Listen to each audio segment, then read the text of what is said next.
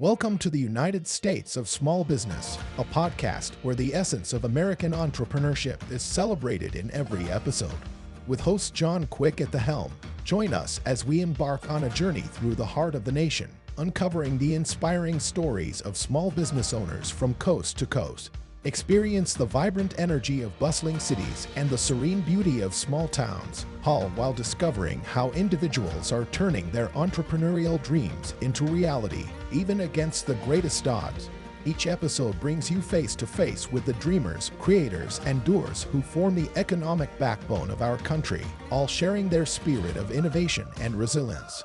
Whether you are in the early stages of sowing the seeds for your own business, scaling new heights in your current venture, or simply captivated by tales of grit and triumph, you are in the right place. Tune in on platforms like Spotify, YouTube, Apple Podcasts, iHeartRadio, Pandora, and beyond.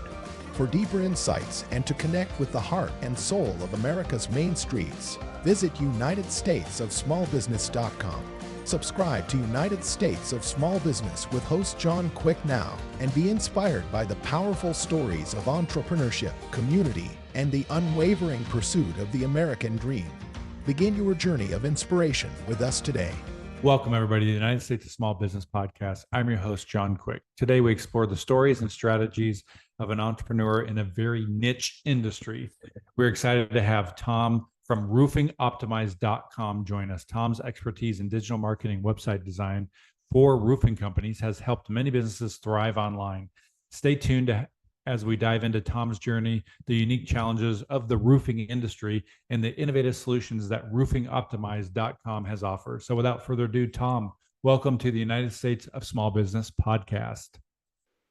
Thank you so much, John. I'm glad to be here. Well, this will be fun to hear a little bit about your story and kind of some of the niche markets that you help out in. But first, tell me about what got you started to thinking, man, roofing companies need help in marketing. Tell me that story. Sure. Well, a little background of even how I got into it is when I was 19 years old, so this is in the early to mid 90s, my dad encouraged me to get my builder's license. I went and got my builder's license. He was a carpenter. We partnered up, started an exterior remodeling company, and what ended up happening is most of our projects were roofing projects. There's a lot of roofs, they need to be replaced. And we did a lot of roofs over 20 years, my dad and I working together. And then after he retired, it was kind of his business, really. I went into some other industries, did some stuff, but marketing, I built our company website in 1999. Nice. For our remodeling company. So that's where I kind of got into building websites. And then I needed a job change. I was a senior manager at a Four Seasons resort in 2020, and I decided I wanted to switch. And one thing that I always loved doing was building websites. So in 2020, I started my own company. And at first, I was really focused on people in the skilled trades. I was a builder, carpenter, kind of focused on those people. But what happened was, again, just like when I was in the remodeling business, a lot of my marketing projects ended up being for roofing companies. So I decided recently to just focus specifically on roofing companies and helping them with their marketing and their website design. And that they just need a lot. What happened is I found a lot of people would come to me, roofing business owners, and they would be feeling like they were scammed or didn't get what they paid for with other marketing agencies. So I just wanted to be real transparent and make sure that I was able to help them out to expand and grow their business through marketing. That's awesome. So, historically, I just know I have friends that have construction businesses, and one of the last things they think about is websites or social media or any of that stuff. They're just kind of word of mouth. If I get a job, I get it. And so tell me what it's like kind of bridging that gap for folks and the aha moments maybe that they experience when they see some of that fruit come in from having a website. Yeah, well, today it's hard to find a company that doesn't have a website unless they're brand new because even just the recent pandemic we had made even more people that didn't have a website get online. So we really don't find that as much anymore. But what I do find that aha moment is after we get a properly optimized, they had a website before, they had somebody design it, whatever, they paid $500 to get it designed. And it looks nice, but it's not serving a purpose. It's not helping them generate leads. So what I like to do is make sure that we have a good, clear call to action, and just not a confusing one and not a whole bunch of calls to action, but we get that clear call to action. They start generating more leads because of it. And that's really where that aha comes in. They go, wow, this is really different than what we had before, because we're actually getting leads now, whereas before their website was just a brochure that didn't do anything for them. So do you think it's been helpful for you to, having been on the other end of that, and with your nail and your hammers and your construction business and helping your dad and those kinds of things, been able to kind of put yourself in their shoes a little bit? Well, absolutely. I can't tell you how many pairs of pants that I wore out from sitting and roofing on a roof, and shoes that I've wore out the sides of. But yeah, just by being that I was in the industry, that I was actually did roofing and had my builder's license for 20 years, really helps build that trust, builds that authority with my customers. So I think that's what really does it more than anything, is just because I can understand their pain points, what their troubles are. I know what their business is. If they start talking business with me, I know exactly what they're talking about because I was in that industry for 20 years. Yeah. So what's been some of the biggest lessons you've learned along the way of starting this specific niche of helping roofers market their business and their companies? Well, one thing I learned from my business and why I rebranded recently is to niche down. And the reason that you want to niche down, and it's not just in marketing, but even in roofing, you don't want to do everything. If you are trying to do everything, then you're not very good at any one thing. So that's kind of what I did with my business, is I made sure to be the best. I narrowed it down into roofing contractors, and I even helped some roofing contractors do that with their marketing. They're trying to do, newer ones are like, well, I'm going to do metal and asphalt and flat and residential and commercial and maintenance, and they want to do storm chasing and all this stuff.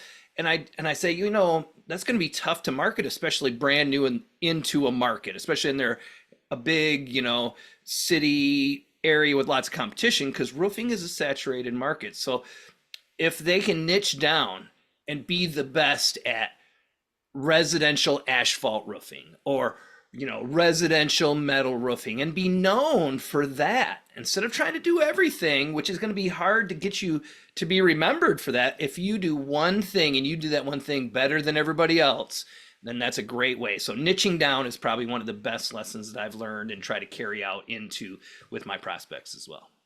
That's awesome. So customer service is also very important. You had the experience of working at the Four Seasons. I've been to Kona Four Seasons a couple times. Probably the best customer service hotel company out there, in my opinion. I've stayed in a lot of hotels. Tell me how important it is for you to have good customer service with the folks that you're servicing that kind of tend to be probably a little more rough and tumble than somebody that owns a skincare company.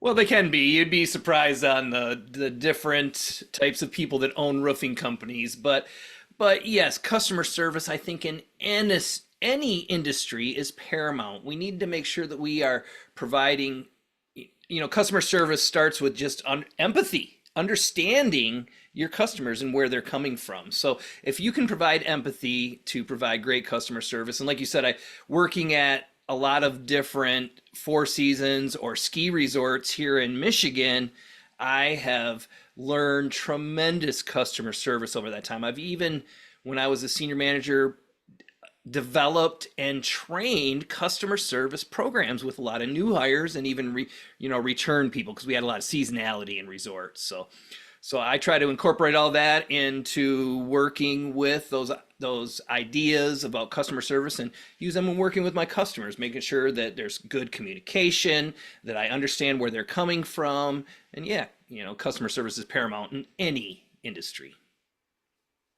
So what kind of advice would you give to folks? There's lots of our listeners are aspiring entrepreneurs, aspiring small business owners, maybe folks that are just on the first lap around the track of just opening a business.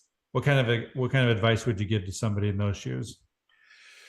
Well, really the basics, right?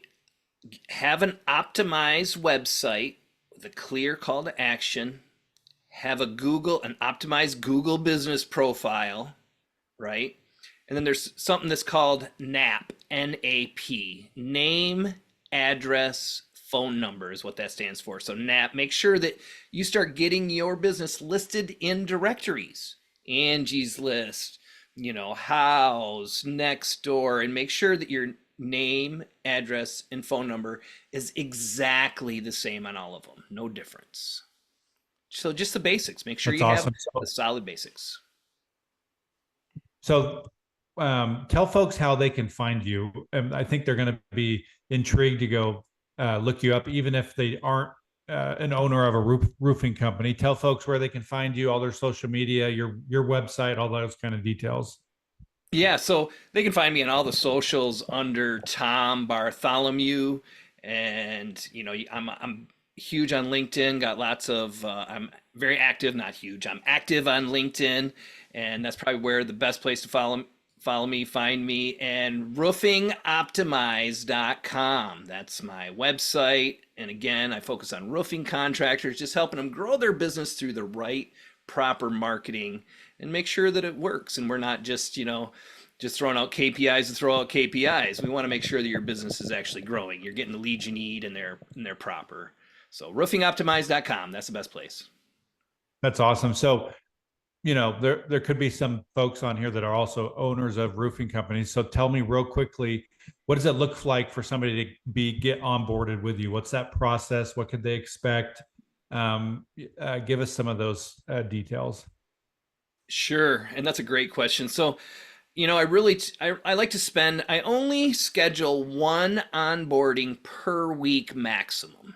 And I do that because when I onboard you, I want to make sure you get my full attention, right? So right away, I'm sending you a gift. You're going to get a gift in your office, actual mailed, some kind of gift basket, because I appreciate your business and I want to celebrate us starting together. Also, I'm going to give you a roadmap. I'm going to list out specifically what we're going to do week by week for the first 2 months, making sure so when your website's going to go live, when we're going to start your social media, when we're going to put out press releases, when we're going to start posting on your Facebook and Instagram and Facebook. It just really lays out step by step when something's going to happen and when you can expect those results. So really just lay it out. Just try to be over communicative. In fact, sometimes people say, wow, I've talked to you more than I talked to a lot of my employees this week. Well, that's kind of the purpose, because I want to make sure that you understand that you're our priority and we're going to give you the best service possible, and we want to understand your business so we can provide what you need. That's awesome. So I really appreciate you coming on here. It's been fun hearing a little bit about your niche. And man, who would have thought roofers need help too, right? That is correct. Well, and John, thank you so much for having me today. It's a pleasure and an honor. Do you have any last minute thoughts, Tom, before we head off here? The floor is yours. Yeah, people always talk about people do business with people they know, like, and trust. And there's one that we always forget. And I like to add that in. I've been trying to add it in lately. So people will do business with people they know, like, trust, and remember, especially with a roofing contractor. They might know and like and trust you, but if they don't remember you when the time comes to put your roof on, then they're not going to call you. They're going to search Google and they're going to start calling people that they see right away. Now, hopefully, if your presence is up there, you have a chance of getting those. But if they remember your brand because you're active in the community and you've sponsored that little league team and you're going to the chamber meetings, well, then they're going to remember you. So people do business with people they know, like, trust, and most importantly, remember. That's great. That's a great piece of advice. Well, folks, I want to encourage you, if you just caught the tail end of this, to go listen to the whole thing. Tom from roofingoptimize.com. If you are a roofing business owner, give Tom a call. I'm sure he can help you out. We hope everybody has a phenomenal rest of their week. And until next time, I'm John Quick from the United States Small Business Podcast. Thanks, Tom, for joining us. Thanks, John.